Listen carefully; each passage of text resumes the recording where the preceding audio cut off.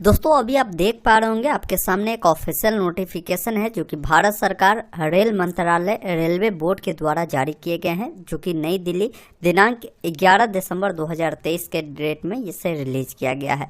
यहाँ पर देखेंगे महाप्रबंधक सभी भारतीय रेलवे एवं उत्पाद इकाइयों को ये लेटर जो है लिखा गया है। विषय भी यहाँ पर क्लियर कर दिया गया है कि लेवल 2 में सहायक लोको पायलट के पद पर सीधी भर्ती के लिए न्यूनतम निर्धारित जो शैक्षणिक अर्हता है उससे संबंधित जो भी स्पष्टीकरण है उसको लेकर ये लिखा गया है। इसमें स्पष्ट कर दिया गया है कि जो आपकी भर्ती होगी एएलपी का, उसमें क्या आपकी शैक्षणिक योग्यता रखी गई। बहुत सारे बदलावे हुए हैं, जैसे बहुत सारे आईटीआई जो ट्रेड थे उससे भी इसमें से हटाया गया, बहुत सारे ट्रेड को जोड़ा भी गया, तो वो समझना बेहद आपके लिए जरूरी है। पूरी जानकारी मैं आपको डिटेल में इस वीडियो में आपको बताने की प्रयास करूंगा।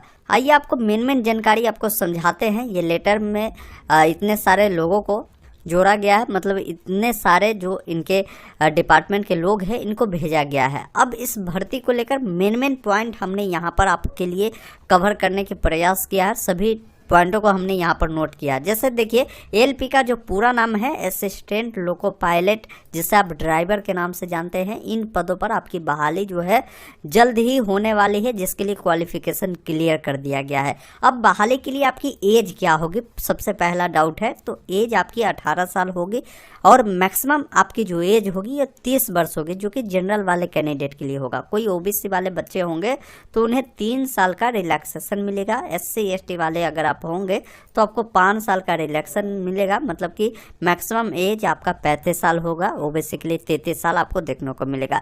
ऑनलाइन अप्लाई कब होगा वो जानकारी मैं आपको आगे बताऊंगा। नोटिफिकेशन है इसका ऑफिशियल कब आएगा वो हम आगे डिस्कस करेंगे। इसमें सिलेबस क्या होती है, आपके एग्जाम के क्या पैटर्न होती है, कैसे आपकी इसमें चयन प्रक्रिया होती है, उसके बारे में समझना आपके लिए बेहद जरूरी है।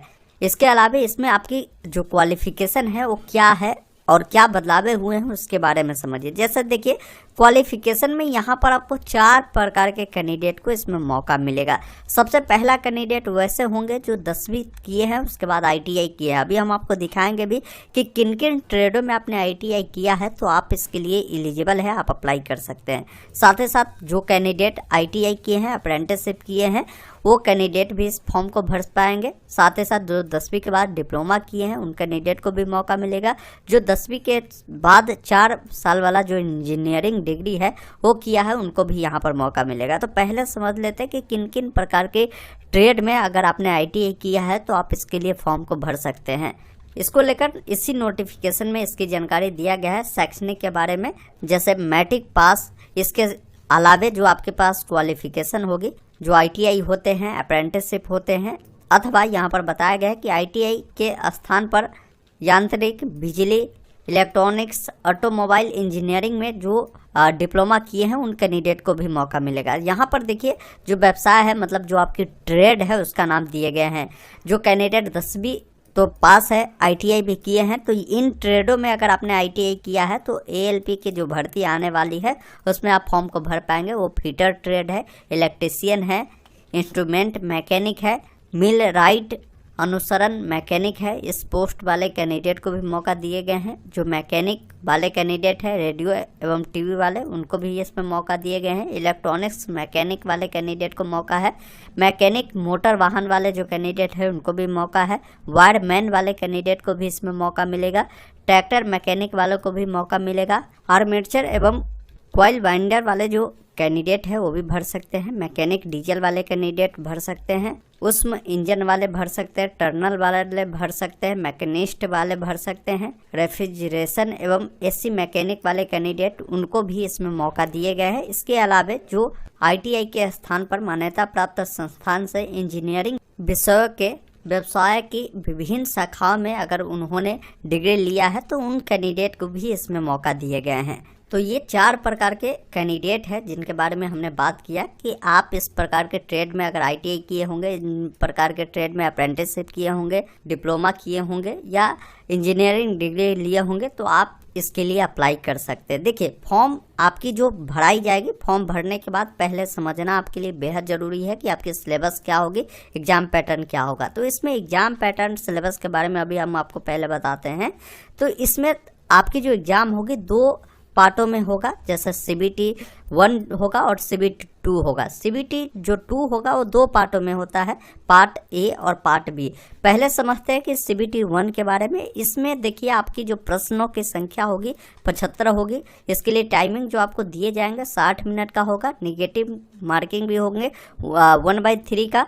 इसमें सिलेबस क्या होगा, तो इसमें रीजनिंग से जो प्रश्न आपके पूछे जाएंगे वो 20 होंगे, मैथ से 20 होंगे, साइंस से आपको 25 पूछे जाएंगे, बाकी GK GS और इसके अलावा करेंट अफेयर से 10 क्वेश्चन ही आपसे पूछे जाएंगे। जो कैंडिडेट यहाँ पर जो आपके CBT 1 होंगे इसको क्वालिफाई कर जाएंगे, उन कैंडिडेट को यहाँ पर CBT 2 में बैठने का मौका मिलेगा। उन कैंडिडेट का CBT 2 2 पार्टों में होगा। पार्ट ए की पहले बात करें तो इसमें 100 प्रश्न पूछे जाएंगे, 90 मिनट का ये आपकी टाइमिंग होगी। 1/3 की निगेटिव मार्किंग है। इसमें सिलेबस आपकी जो होगी रीजनिंग से 25 प्रश्न, मैथ से 25, उसके अलावा GK एंड GS से आपको जो पूछे जाएंगे वो 10 होंगे। और साइंस और ट्रेड से, मतलब कि जो कैंडिडेट मान लीजिए ITI इलेक्ट्रिशियन से किए होंगे तो उनसे भी आपको प्रश्न देखने को मिलेगा। ज़्यादा नहीं, आपको 10 प्रश्न तक हो सकता है आपको देखने को मिले, ज़्यादा इसमें जो है होगा साइंस से ही आपको पूछे जाएंगे। कुल 40 प्रश्न आपको इससे देखने को मिलेगा। जो कैंडिडेट यहाँ पर क्वालिफाई करते हैं पार्ट ए को, उनका जो CBT 2 पार्ट बी होता है वो उसमें बुलाया जाएगा। इसमें देखिए 75 क्वेश्चन पूछे जाएंगे। इसके लिए आपको 60 मिनट का समय मिलेगा। 1/3 का निगेटिव है। अब इसमें जो प्रश्न पूछे जाएंगे ये आपके ट्रेड के रिगार्डिंग होगा। ट्रेड टेस्ट जिसको आप बोलते हैं ये होगा आपको पार्ट बी में।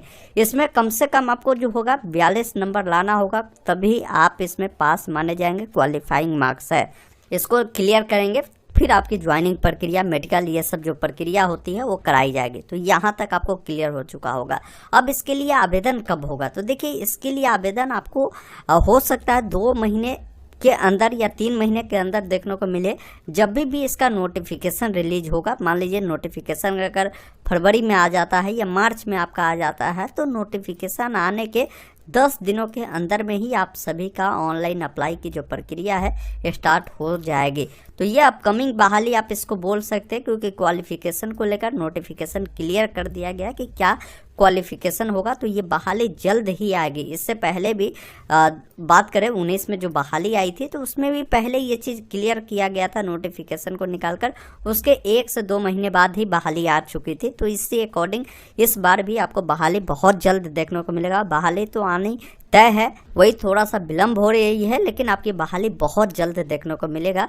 तो जो कैंडिडेट रेलवे में जॉब पाना चाहते हैं उनके लिए सुनहरा मौका है। आप अपनी तैयारी को और भी बेहतर करिए और तैयारी को और भी तेज कर दीजिए, ताकि इस बार आपका जो सिलेक्शन है इसमें हो पाएगी। अब कहेंगे बहाली कितनी हो सकती है, तो देखिए ये बहाली ALP की बात करें तो करीब मान के चले 30,000 से लेकर आपको 40,000 के करीब में ये बहाली आपको देखने को मिल सकता है इतने पोस्ट पर, क्योंकि रेलवे जो है पूरे भारत में चलती है और ये काफ़ी बड़ी एक तरह से संस्था है। तो इसमें बहाली काफ़ी संख्या में होगी ही, क्योंकि आए दिन आप देखते होंगे इतने सारे रेल की प्रचलन हो रही है। तो यहाँ पर ALP की आवश्यकता है, ड्राइवर की आवश्यकता है। बहाली आपको जल्द ही देखने को मिलेगा।